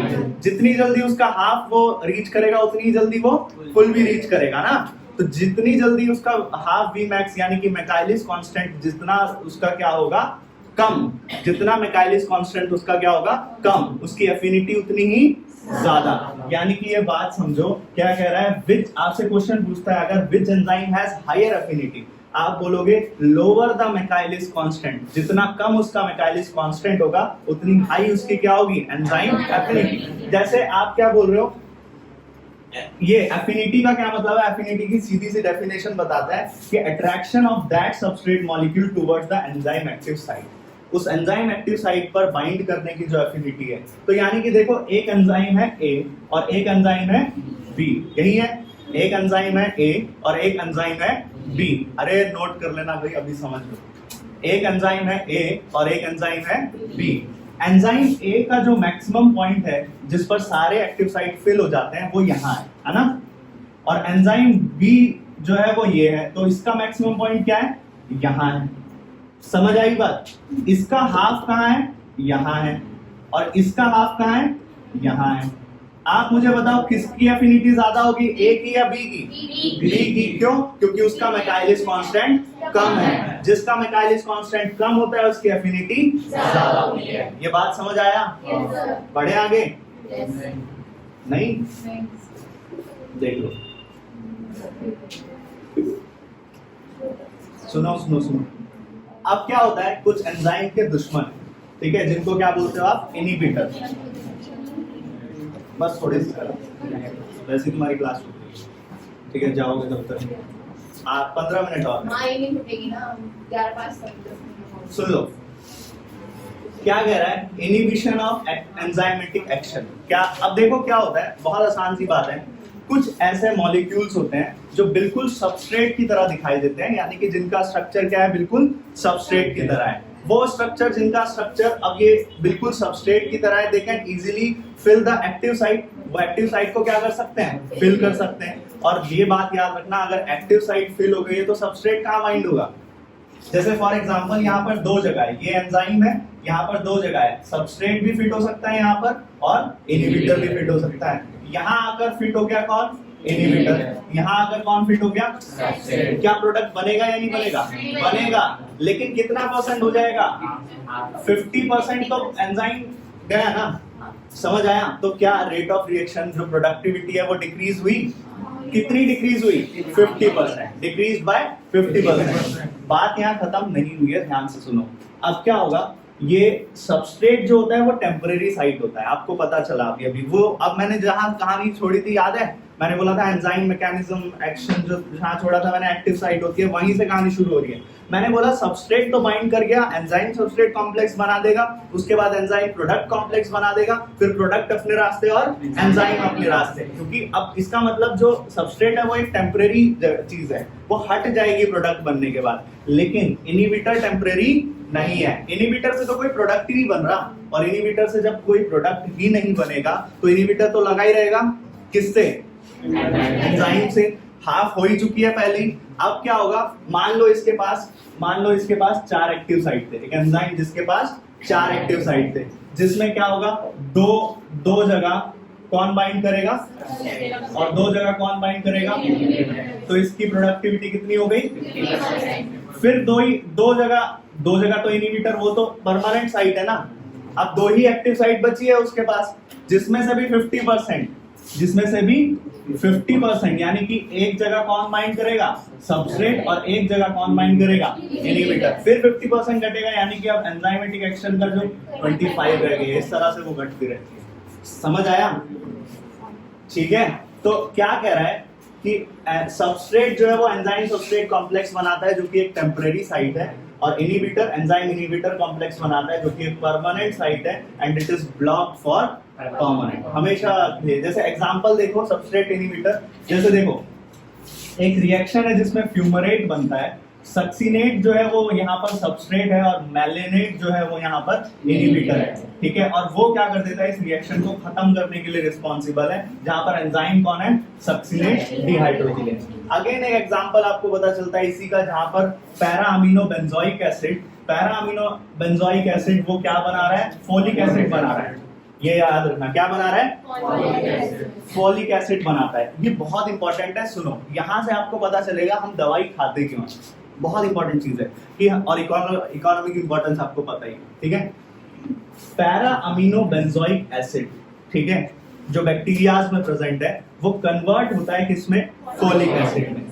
किसकी प्रेजेंस में, कौन से एंजाइम की प्रेजेंस में, फॉलिक एसिड सिंथेटेज की प्रेजेंस में, फॉलिक एसिड सिंथेटेज की प्रेजेंस में।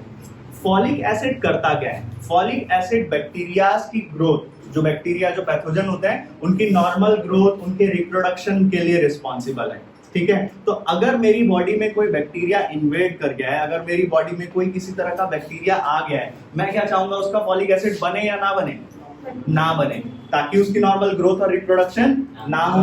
तो मैं क्या करता हूं, मैं एक क्या खा लेता हूं, इनहिबिटर। मैं क्या खा लेता हूं, एक इनहिबिटर खा लेता हूं।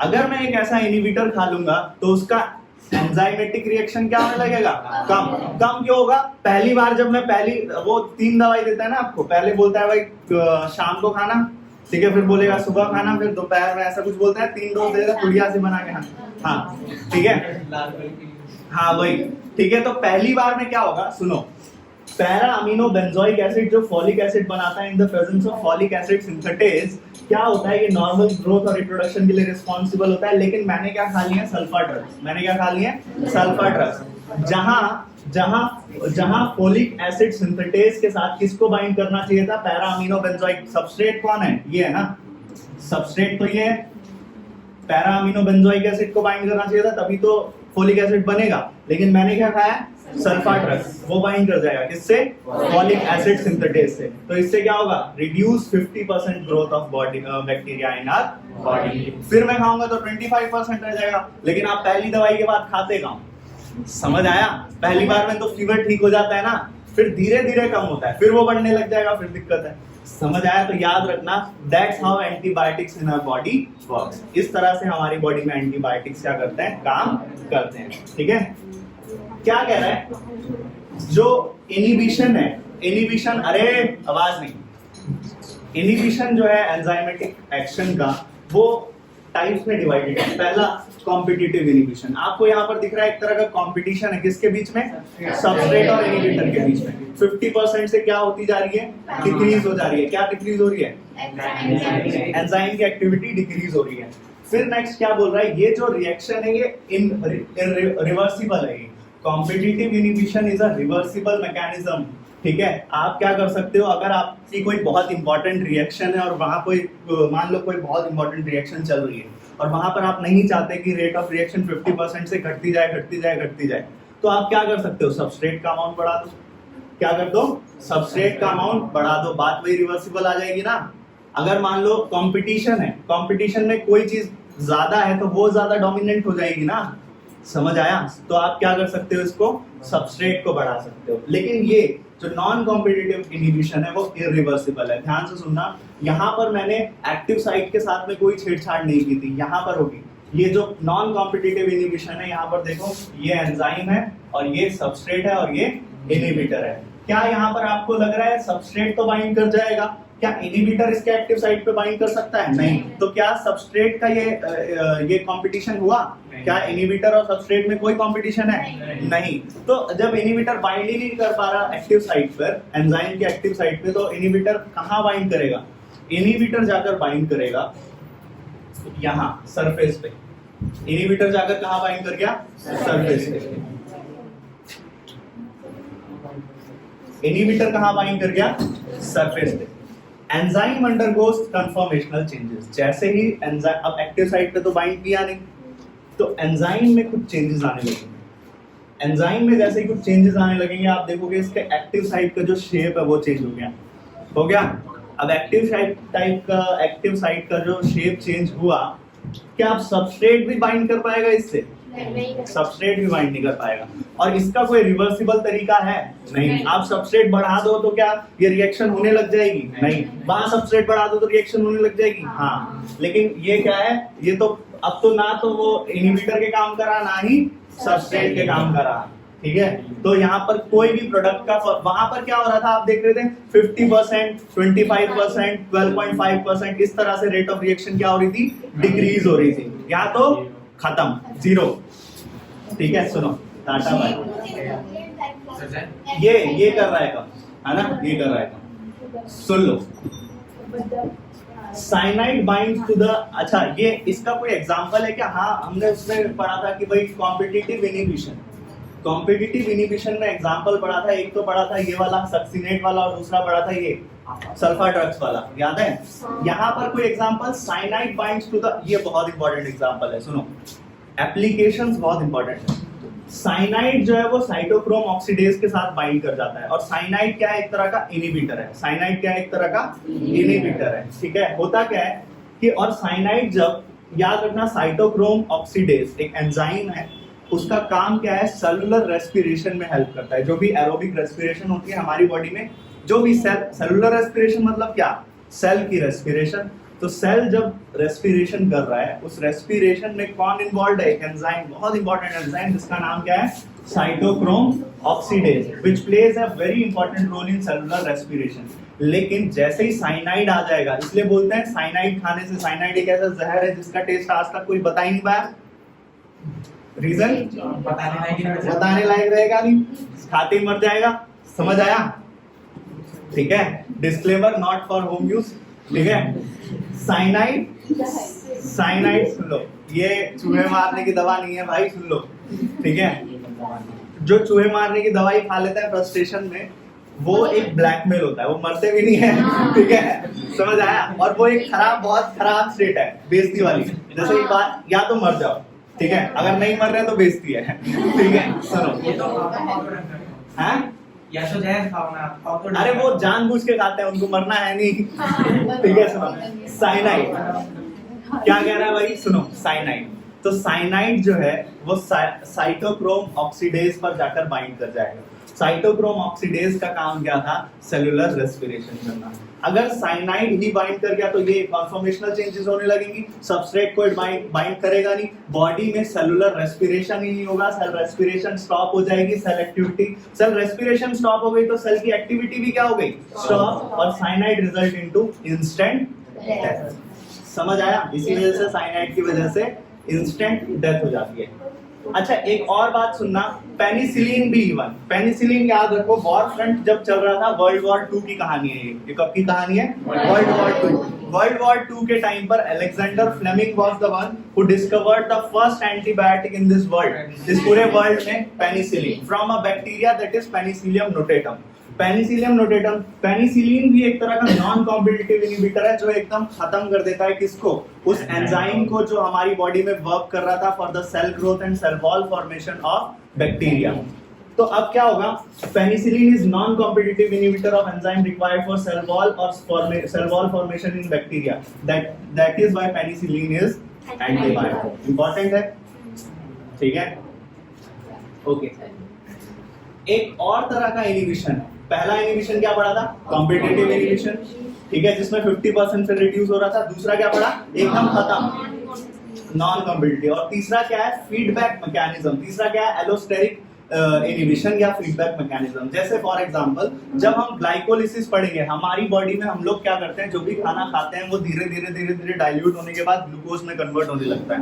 एंड उस ग्लूकोज से करना क्या है अपने को, उस ग्लूकोज से हमको एनर्जी एक्सट्रैक्ट करना है। उस ग्लूकोज से क्या एक्सट्रैक्ट करना है, एनर्जी एक्सट्रैक्ट करना है। तो ग्लूकोज से एनर्जी एक्सट्रैक्ट करने के लिए आपको क्या करना पड़ेगा, उसका ग्लाइकोलिसिस, उस ग्लूकोज को तोड़ना पड़ेगा। And the process where breakdown of glucose takes place is known as glycolysis. तो ग्लूकोज बाइंड करेगा एटीपी से, ग्लूकोज किससे बाइंड करेगा, एटीपी से, और वो टूट जाएगा किसमें, ग्लूकोज 6 फॉस्फेट। किसमें टूट जाएगा, ग्लूकोज 6 फॉस्फेट में टूट जाएगा, और कुछ एडीपी मॉलिक्यूल देगा। ये क्या देगा, कुछ एडीपी मॉलिक्यूल। देखो ना क्या हुआ इस रिएक्शन में, ग्लूकोज था, ध्यान से सुनना, ग्लूकोज था, किससे रिएक्ट करवाया इसको, एटीपी से। एटीपी के पास कितने फॉस्फेट होते हैं, 3, तभी तो ट्राइफॉस्फेट बोल रहे हैं। एक फॉस्फेट किससे बाइंड कर गया, ग्लूकोज 6 क्यों बोल रहे हैं, ग्लूकोज के 6th पोजीशन पर जाकर लगा ये फॉस्फेट, इसीलिए 6 कार्बन पर लगा, इसलिए क्या बोल रहे हैं, ग्लूकोज 6 फॉस्फेट। और अगर एक फॉस्फेट ग्लूकोज को दे दिया तो बचा कितना, 2 फॉस्फेट, इसलिए क्या बोल रहे हो, एडीपी। एडीपी का मतलब एडिनोसिन डाइफॉस्फेट। अच्छा, यहाँ पर जो एंजाइम वर्क किया है वो एंजाइम कौन सा है, हेक्सोकाइनेज। एंजाइम कौन सा वर्क किया है यहाँ पर, हेक्सोकाइनेज। अब क्या होगा, हमारी बॉडी को एनर्जी की ना बहुत वेरिएबल अमाउंट में जरूरत होती है, कभी ज्यादा और कभी कम, है ना। अब जैसे फॉर एग्जांपल आप बैठे हुए हो बिल्कुल सुस्ती में, ठीक है, तो अभी आपको ऐसा बहुत दौड़ने भागने की जरूरत तो नहीं है, तो आपकी बॉडी को उतना एनर्जी की भी जरूरत नहीं है ना। तो अगर इफ अमाउंट ऑफ G6P, अगर आपकी बॉडी अभी बहुत ज्यादा एनर्जी सिक्रीट करने लग जाए तो प्रॉब्लम हो जाएगी।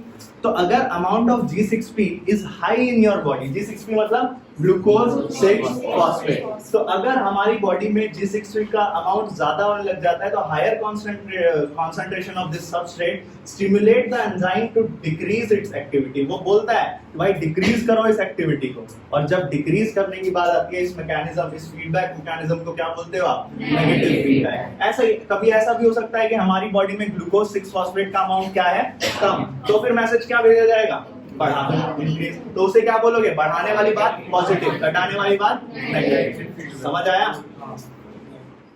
फिर लास्ट बात आती है इस लेक्चर की, जो है नॉमेनक्लेचर ऑफ एंजाइम। ठीक है, कि किसी भी एंजाइम का नाम कैसे पड़ता है या किसी भी एंजाइम को नामकरण कैसे करते हैं।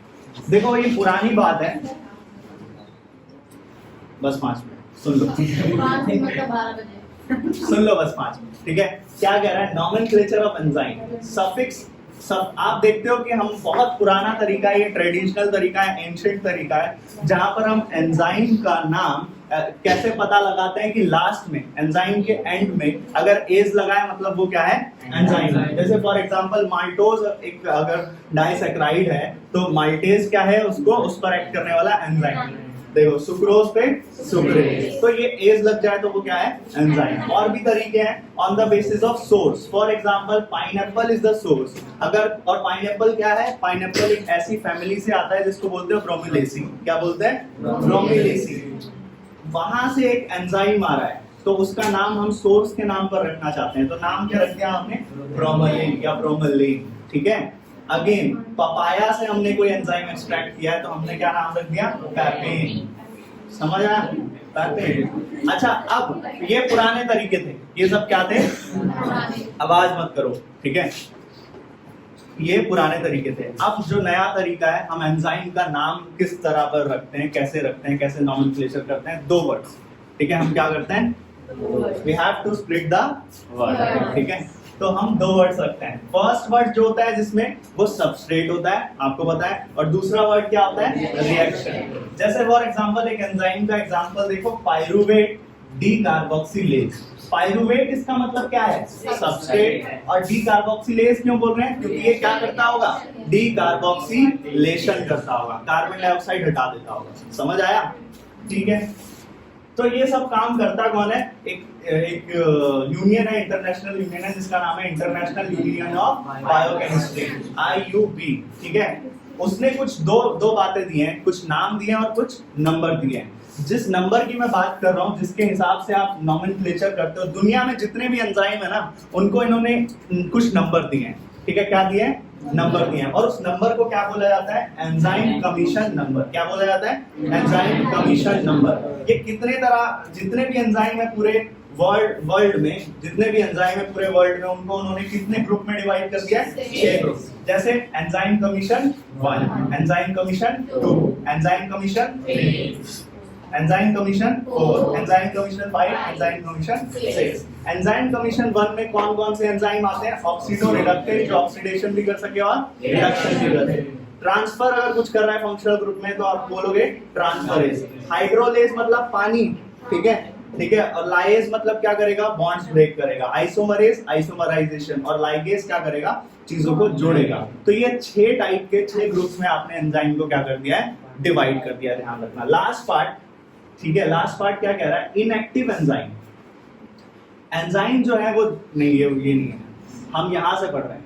ऑक्सीडो रिडक्टेज, सबसे पहला क्या है, ऑक्सीडो रिडक्टेज। हमने 6 ग्रुप पढ़े ना, सबसे पहला क्या है, ऑक्सीडो रिडक्टेज, मतलब जो ऑक्सीडेशन भी कर सकता है और जो रिडक्शन भी कर सकता है, रेडॉक्स रिएक्शन बेसिकली। ठीक है, एंजाइम एग्जांपल अभी पढ़ा था, याद रखो, साइटोक्रोम ऑक्सीडेज, जिसको इनहिबिट कौन कर देता है, जिसको, कौन सा जहर है जो इनहिबिट कर देता है, सेलुलर रेस्पिरेशन रुक जाती है जिससे, इसी को तो रोक देता है वो। ठीक है, और कौन सा है, और एक एंजाइम है ये, फोस्फोग्लिसरल्डिहाइड डिहाइड्रोजिनेज, फोस्फोग्लिसरल्डिहाइड डिहाइड्रोजिनेज। ये क्या करता है, 3 पागल, ठीक है, 3 पागल, NAD, और क्या बनाएगा, 1,3-BiPG और NADH2। मतलब रिडक्शन हुआ है क्या यहाँ पर इस रिएक्शन में, देखकर बताओ जल्दी, क्या इस रिएक्शन में रिडक्शन हुआ है, NADH2, H2 जहाँ ऐड होता है मतलब रिडक्शन हुआ है। तो इस रिडक्शन को करने के लिए कौन सा एंजाइम रिस्पॉन्सिबल है, डिहाइड्रोजिनेज। ट्रांसफरेज क्या करता है, वो ग्रुप को ट्रांसफर करता है। ध्यान से सुनना, ट्रांसफरेज क्या करता है, उस ग्रुप को ट्रांसफर करता है।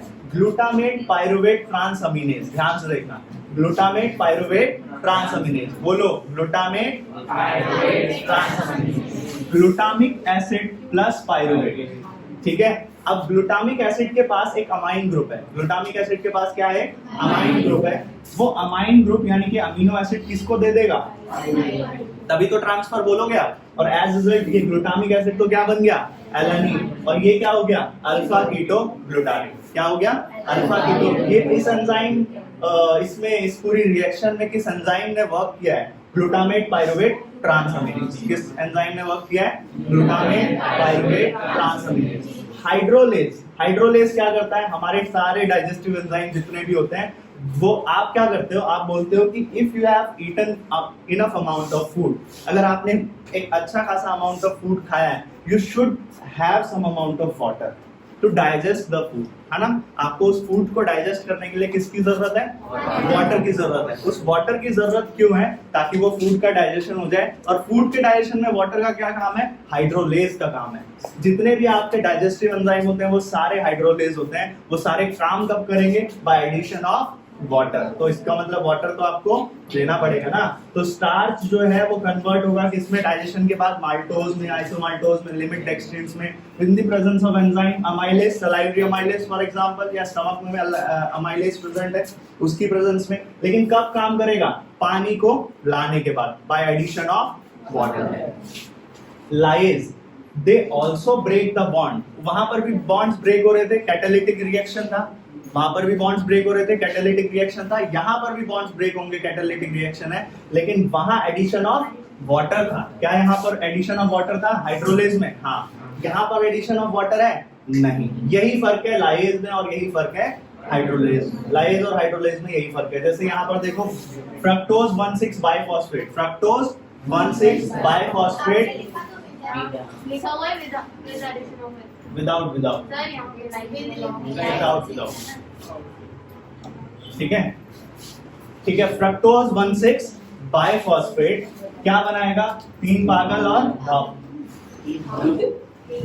ठीक है। अब दोनों क्या है, एक दूसरे के आइसोमर्स हैं, दोनों क्या है, ये आप पढ़ोगे, ये वाली रिएक्शन ग्लाइकोलिसिस में पढ़ते हो आप, है ना। 3 पागल और ढप, पागल मतलब 3-फॉस्फोग्लिसरॉल्डिहाइड, 3-फॉस्फोग्लिसरॉल्डिहाइड, ढप मतलब डाइहाइड्रोक्सी एसीटोन फॉस्फेट, ठीक है। फ्रक्टोज 1,6 बाइफॉस्फेट क्या बोल रहा है, फ्रक्टोज 1,6 बाइफॉस्फेट। दो चीजों, देखो फ्रक्टोज 1,6 फ्रक्टोज कितने कार्बन कंपाउंड है, 6, वेरी गुड। फ्रक्टोज में 6 कार्बन होते हैं, ग्लूकोज में कितने कार्बन होते हैं, 6। कौन बोल रहा है 5, नर्क में तलोगे तुम। सुनो, 6 कार्बन कंपाउंड है वो, ठीक है, फ्रक्टोज भी ग्लूकोज भी। फ्रक्टोज और ग्लूकोज में डिफरेंस क्या है, फंक्शनल ग्रुप। फंक्शनल ग्रुप किसके पास कौन सा है, ग्लूकोज के पास एल्डिहाइड और फ्रक्टोज के पास। तो फ्रक्टोज के पास देखो 6 कार्बन है, आपने बताया अभी, फ्रक्टोज के पास कितने कार्बन है, 6।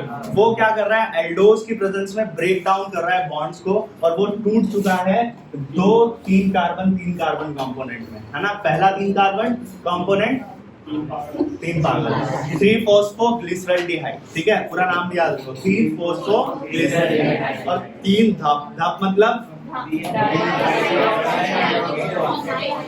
आइसोमरेज। आइसोमरेज मतलब देखो आपको, अब आपको ये पता है कि 6 कार्बन ऑलमोस्ट स्ट्रक्चर जो है वो सेम होता है, C6H12O6, फॉर्मूला सेम है, मॉलिक्यूलर फॉर्मूला सेम है, किसका किसका, ग्लूकोज और फ्रक्टोज का, यानी कि ग्लूकोज भी वही है और बस उसका फर्क है कीटोन ग्रुप और, यानी कि ग्लूकोज 6 फॉस्फेट कन्वर्ट हुआ है किसमें, फ्रक्टोज 6 फॉस्फेट में। तो एक आइसोमर दूसरे आइसोमर में कन्वर्ट हुआ है ना। और अगर कोई एंजाइम ऐसा करता है जो एक आइसोमर को दूसरे आइसोमर में कन्वर्ट करता है, उसे आप क्या बोलते हो, हेक्सो आइसोमरेज बोलते हो। यहाँ पर भी आइसोमरेज का यूज हुआ होगा, यहाँ पर भी आइसोमरेज का यूज हुआ होगा, लेकिन एक ऐसे आइसोमरेज का यूज हुआ है which is working for the hexose sugar. तो हमने आगे क्या लगा दिया, ये दोनों कैसे शुगर है, याद है, हेक्सोज शुगर है, याद आया, तो इसलिए हेक्सोज आइसोमरेज। लाइगेज क्या करता है, ठीक ऑपोजिट काम करता है लाइगेज का, ये याद रखना। क्या है, लाइगेज क्या करता है, ब्रेक करता है बॉन्ड को, क्या करता है, ब्रेक करता है बॉन्ड को, और ये क्या करता है, ज्वाइन करता है बॉन्ड को। तो देखो यहाँ पर क्या था, पायरुविक एसिड, Pa मतलब pyruvic acid in presence of, तो इसके पास कितने कार्बन है, 3, इसके पास कितने कार्बन है, 1, और मिलकर एक 4 कार्बन कंपाउंड बनाते हैं oxalo acetic acid, oxalo acetic acid बनाते हैं in the presence of enzyme pyruvate carboxylase. अब याद रखो पायरुवेट कार्बोक्सिलेज का नाम पायरुवेट कार्बोक्सिलेज क्यों है, pyruvate is the substrate, carboxylation is the reaction, modern way of naming the enzyme, ठीक है। अरे बस खत्म, अरे खत्म है, देखो मुझे बस इतनी सी बात बतानी है, 4 पॉइंट बताने हैं बस। सुन लो, एंजाइम जनरली इनएक्टिव फॉर्म में होते हैं। एंजाइम किस फॉर्म में होते हैं? इनएक्टिव फॉर्म में होते हैं। जरूरी क्यों है एंजाइम का इनएक्टिव फॉर्म में होना? जैसे एक एग्जांपल लेते हैं एंजाइम का, पेप्सिन। किसका एग्जांपल ले रहे हैं? पेप्सिन। पेप्सिन की अगर मैं बात करूं तो पेप्सिन एक ऐसा एंजाइम है which is responsible for digestion of protein in our stomach. हमारे स्टमक पे किसका डाइजेशन करता है? प्रोटीन का डाइजेशन करता है। अब प्रोटीन का अगर वो डाइजेशन कर रहा है, ध्यान से सुनो, प्रोटीन का अगर वो डाइजेशन कर रहा है तो वो इनएक्टिव फॉर्म में रहना चाहिए, और उसकी इनएक्टिव फॉर्म क्या है? पेप्सिनोजन। अब मान लो अगर वो एक्टिव फॉर्म में, पेप्सिन ऑलरेडी एक्टिव, और वो एक्टिव कब होता है? पेप्सिन एक्टिव तब होता है पेप्सिन जब हम फूड खाते हैं। जब हम फूड खाते हैं, फूड आता है स्टमक में, तब जाके एक्टिव होता है। मान लो फूड ही नहीं है बॉडी में और वो पेप्सिन एक्टिवेटेड है ऑलरेडी, वो पेप्सिनोजन तो इनएक्टिव फॉर्म है लेकिन पेप्सिन एक्टिव फॉर्म है। उसको रहना किस फॉर्म में चाहिए? पेप्सिनोजन की फॉर्म में। लेकिन अब किस फॉर्म में है वो? मान लो पेप्सिन की फॉर्म में और स्टमक में फूड नहीं है, तो क्या करने लग जाएगा? वो प्रोटीन की लेयर बनी है हमारी स्टमक की, उसी को खाना शुरू कर जाएगा, वही डिसॉल्व होना शुरू हो जाएगी। देखो क्या लिखा है, pepsinogen converts into pepsin would eat stomach wall. ठीक है, that is why enzyme should be in an inactive form. ठीक है, प्रो एंजाइम या जाइमोजन भी बोलते हैं इनएक्टिव एंजाइम को। ठीक है, यहाँ पर प्रो एंजाइम या जाइमोजन कौन है? पेप्सिनोजन। दूसरी बात, आइसोजाइम, they have slightly different molecular structure but act on same enzyme। उनका जो molecular structure है जो वो क्या है? थोड़ा सा अलग है। मान लो मैं क्या बोल रहा हूँ, कोई एक ऐसा एंजाइम है जिसका molecular structure तो अलग है लेकिन वो काम सेम कर रहा है। तो क्या कह रहा है? देखो, जैसे for example pyruvic acid is converted into lactic acid. Pyruvic acid is converted into lactic acid in the presence of lactic dehydrogenase. 5 तरह के अलग अलग आपको लैक्टिक डिहाइड्रोजिनेज मिल रहे हैं जो कि सेम काम कर रहे हैं लैक्टिक एसिड बनाने का। ठीक है, तो लैक्टिक एसिड बैक्टीरिया में देखने को मिलता है। तो उसे क्या बोलते हो आप? 5 तरह के जो अलग अलग तरह के एलएडीएच मिल रहे हैं उनको क्या बोलोगे? आइसोजाइम। रेनेट टैबलेट, फिर क्या बोल रहा है? Rennet tablets. रेनेट टैबलेट सुन लो क्या कह रहा है। क्या होता है? ये रेनेट टैबलेट को एक्सट्रैक्ट किया जाता है, आइसोलेट किया जाता है। कहां से? From carbs. काफ समझते हो? काफ क्या होते हैं?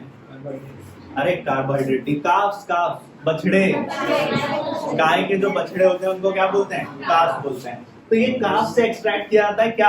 Rennet tablets. ठीक है, ये रेनेट टैबलेट्स में क्या क्या चीजें होती है? रेनिन होता है, प्रोटीएज होता है, काइमोसिन होता है। ये सब चीजें हेल्प करती हैं मतलब डाइजेशन में। रेनिन का काम क्या है? Milk digestion. प्रोटीएज का काम क्या है? Protein digestion. काइमोसिन का डाइजेशन काम क्या है? काइम का डाइजेशन।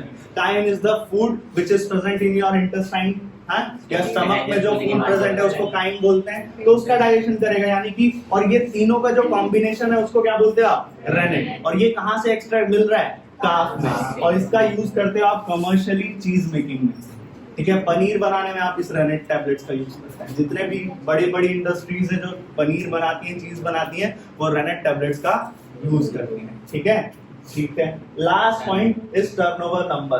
ये टर्नओवर नंबर का मतलब होता है number of substrate molecule acted upon the enzyme in a minute. 1 minute में कितने नंबर ऑफ सबस्ट्रेट मॉलिक्यूल ने उस एंजाइम पर वर्क किया है, उसे आप क्या बोलते हो? Turnover number. जैसे फॉर एग्जांपल मैं बोलता हूँ 6 मिलियन। ठीक है, इस तरह से कथा समाप्त।